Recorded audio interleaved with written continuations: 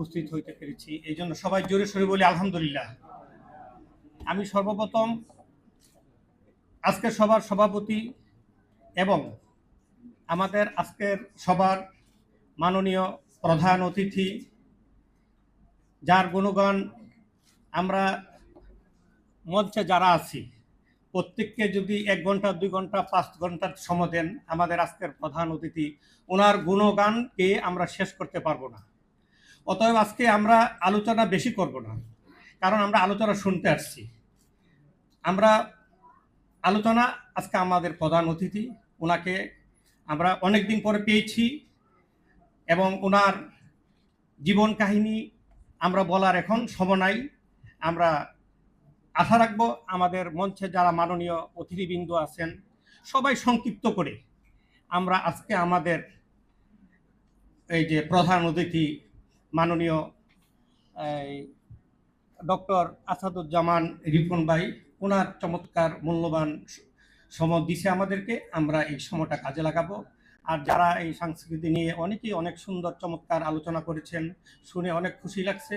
আসলে আমরা এগুলোর দিকে দৃষ্টি আকর্ষণ করতে হবে এবং আমরা এই আজকে এর বেশি আর আমি কোনো কথা বলবো না।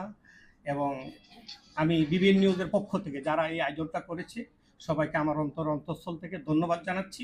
এবং আপনারা এই ধরনের এই অনুষ্ঠান করবেন, আমাদেরকে আপ্যায়ন করবেন, আমরা আপনাদেরকে উৎসাহ দেব এবং এই সংস্কৃতি নিয়ে বাংলাদেশের ঘরে ঘরে আমরা এগুলো পৌঁছাই দিব। এই ধরনের আলোচনা করলেই মানুষ জানতে পারবে যে সংস্কৃতি কী, আমরা কি চাই, সংস্কৃতি করলে কি হয়। এগুলো বিস্তারিত এইভাবে যখন ছোটো ছোটো প্রোগ্রামগুলো করবেন, করলে আমরা আসবো, আপনারা আয়োজন করবেন। যেমন আজকে আমাদের মাননীয় প্রধান অতিথি আসছে, ওনাকে পেয়ে আমরা সবাই খুশি, শুধু আমি না, সবাই খুশি। তো যাক, আমি আর বক্তব্য বাড়াবো না।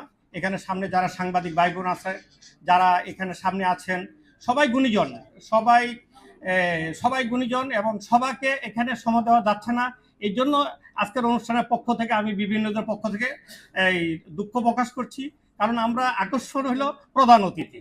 এখানে আমাদের মুন্না ভাই আছে, আরও মাননীয় যারা ব্যক্তিবর্গ আছেন, তাদেরকে যদি এই 10 মিনিট 5 মিনিট বক্তৃতা দিতে বলেন, তারা এই বক্তৃতা দিয়ে তারা সন্তুষ্ট হবে না। তারা হলো মঞ্চ কাঁপানো। তাদেরকে 1 ঘন্টা 2 ঘন্টা বড় বড় বক্তৃতা দিবেন, দেখবেন মঞ্চের মধ্যে বিশাল এই শুরু হয়ে গেছে এই আমাদের আন্দোলনের।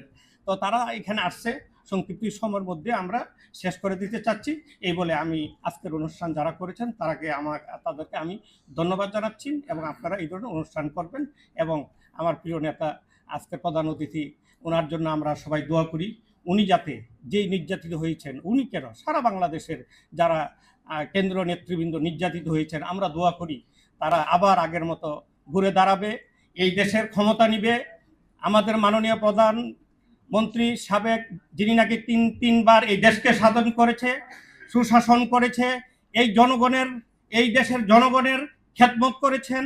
আমি দোয়া করি আজকের অনুষ্ঠানে সবাই দোয়া করেন উনি যাতে সুস্থ থাকে এবং আমাদের প্রিয় নেতা জনাব তারেক রহমান অতি শীঘ্রই দেশে আসবে, এই জনগণের হাল ধরবে, এই দেশের পতাকা ধরবে এবং মানুষের পাশে দাঁড়াবে, এই কামনা করে আজকে আমার বক্তব্য শেষ করলাম। আসসালামু আলাইকুম, সবাই ভালো থাকেন, সুস্থ থাকেন।